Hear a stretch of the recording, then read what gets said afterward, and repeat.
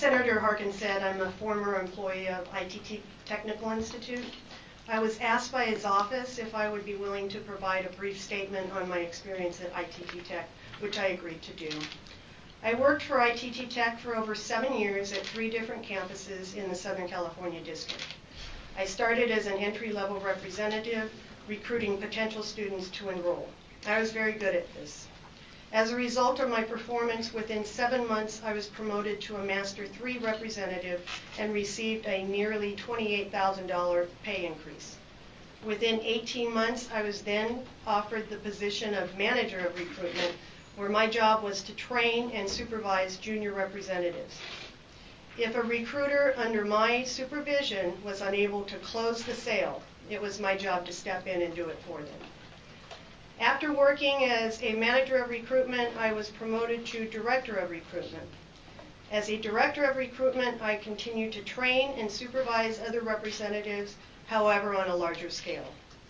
During this time, I received various awards, including District Director of Recruitment and national recognition for writing a Best of the Best for company recruitment practices. As a manager, it became clear to me that evaluations were based solely on the number of students recruited and starting school, and very little, if anything, to do with any other factors. Many recruitment directors and representatives were very familiar with phrases such as asses in classes and kiss 'em and sit 'em in reference to potential students.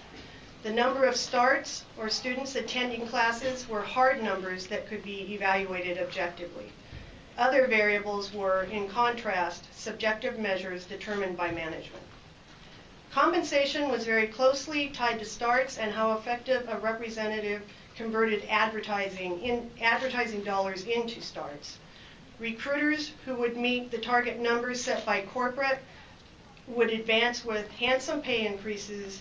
Recruiters who did not meet those goals could expect to be demoted or terminated.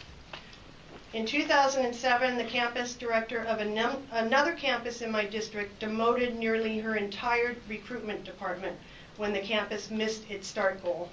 Many reps experienced significant salary decreases. ITT Tech paid for me to attend a seminar to learn recruitment techniques such as the pain funnel and the pain puzzle. I would then teach these tactics to recruiters at district meetings and various campuses within the district. Techniques such as the pain funnel were commonly used by the recruiters to demoralize potential applicants by discussing their life's shortcomings in order to have them enroll where their life would improve. These techniques, which I consider to be predatory, have been very successful at the campuses I have worked at. Many students have enrolled with the expectation that if they spend enough money, whether through savings or student loans, their problems will be solved. They can expect to find a good paying job in their chosen field after graduating. For a large percentage of students that enrolled, however, this was simply not the case. Many students would become disillusioned in their first year of school and then drop out. As recruiters, company policy stated that we were not supposed to tell prospective students that they were guaranteed a good paying job after obtaining their degree. However, in practice, we minimized or quickly skipped over job placement and starting salary disclosures. For many programs, only a small percentage of students graduated, and for those who did, many did not make a starting income that was enough to support their families and still have the ability to repay their student loans. Many campuses in the district had representatives who would regularly attend a meeting to present ITT Tech program information to individuals who were on parole. Many of the parolees had an interest in our criminal justice program because they felt that they had an inside knowledge of how the program worked.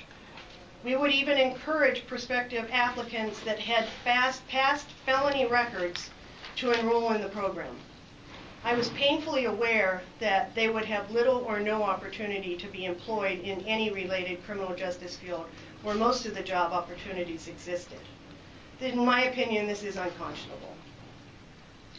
Over the years I worked at ITT Tech, I would receive or hear about complaints from students, former students, parents, about how ITT Tech did not meet the expectations they were given by their recruiters. Whether it was the quality of the instructors, the courses offered, or the course materials used, many students would come to the realization that perhaps it was not in their best interest to be paying for all the money for a degree that may turn out to be worthless to them. After years of working at ITT Tech, it became increasingly more difficult for me to be involved in the recruitment process.